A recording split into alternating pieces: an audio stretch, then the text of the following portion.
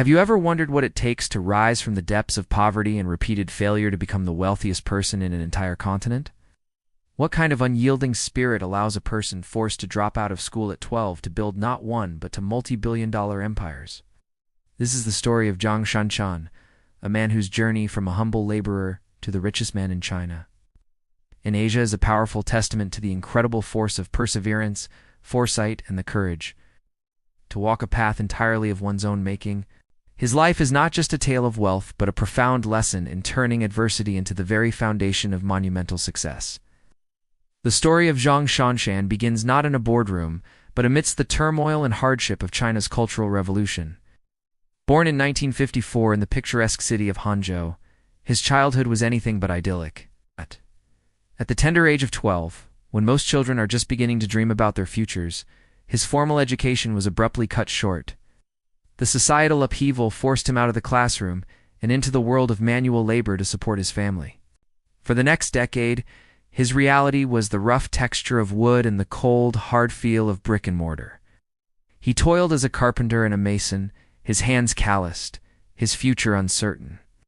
Yet even in these trying circumstances, a flicker of ambition remained.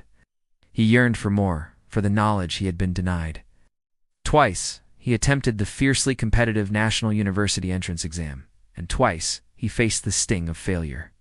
These early years were a crucible of hardship, a series of closed doors and seemingly insurmountable obstacles that would have extinguished the spirit of a lesser man. Even after eventually gaining admission to what is now the Zhejiang Radio and TV University, his path to success was far from linear. Upon graduating, he landed a job as a journalist for the Zhejiang Daily, where he spent 5 years covering the agricultural sector. This experience, though seemingly unrelated to his future triumphs, proved invaluable, giving him a deep understanding of rural China and the needs of its people. In 1988, fueled by the economic reforms sweeping the nation, he made a bold move. He left the stability of his journalism career and ventured to the newly established Hainan Special Economic Zone, a frontier of capitalism and opportunity. However, opportunity did not immediately translate to success. His initial entrepreneurial ventures were a string of disheartening failures. He tried to launch a private newspaper, but it folded. He ventured into growing mushrooms, but the business withered. He attempted to farm shrimp and then tried his hand at selling curtains, but each endeavor met the same fate, crumbling into financial loss. He even sold turtle pills, a popular health supplement at the time. For many, this relentless series of stumbles would have been the final chapter, a confirmation that business was not their calling. But for Zhong Shanshan, each failure was not an ending, but a lesson etched into his resilient spirit. The true turning point in Zhong Shanshan's life came from a simple yet profound realization. Through his past ventures, especially in the health supplement market, he had developed a keen sense for the growing wellness consciousness among the Chinese populace. He saw a future where people would prioritize health and natural products. In 1993, he acted on this insight and founded Yangshan, a company focused on health products. This was the first step in building his empire, but his masterstroke came 3 years later. In September 1996, he established a new company, one that would become a household name across China, Non-Fu Spring. His concept was brilliant in its simplicity. Instead of competing in the crowded market of purified water, he would offer something different: natural mineral water. He sourced his water from the pristine Chandao Lake, a 1,000-island reservoir known for its exceptional quality. When the first iconic red-capped bottles of Non-Fu Spring hit the shelves in 1997, accompanied by the now famous slogan, "Non-Fu Spring tastes a bit sweet," it was an instant sensation. The product resonated deeply with consumers who were increasingly wary of processed goods and yearned for something pure and natural. With the phenomenal success of its flagship product, Non-Fu Spring didn't rest on its laurels. Under Zhong Shanshan's visionary leadership, the company embarked on a strategic path of expansion and diversification. He understood that a single product, no matter how successful, was vulnerable. He leveraged the powerful brand recognition of Non-Fu Spring to launch a variety of new beverages.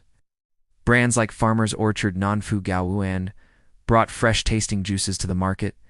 Scream offered sports drinks for the active consumer, and Oriental Leaf Dongfeng Shui catered to the growing demand for unsweetened, ready-to-drink teas. Each new product line was backed by meticulous research and a marketing strategy that consistently emphasized natural ingredients and superior quality.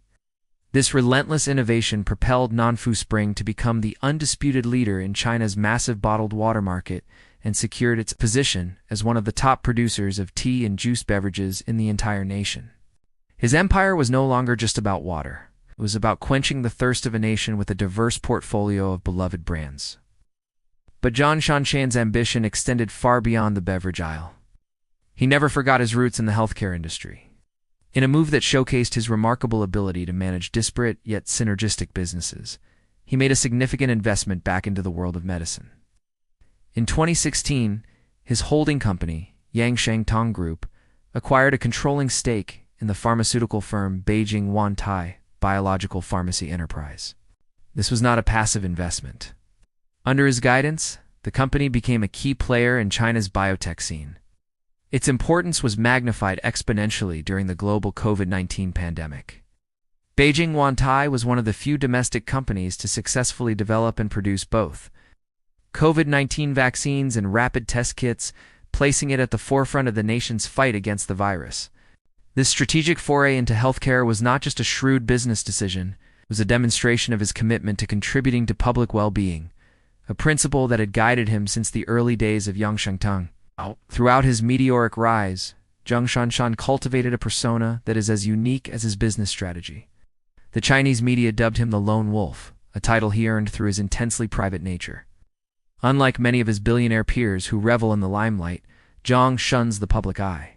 He rarely gives interviews, avoids lavish industry parties, and steers clear of the intricate webs of business and political alliances that often define the corporate elite. He famously stated, "I am a solitary person, and I don't care what my colleagues are doing or thinking."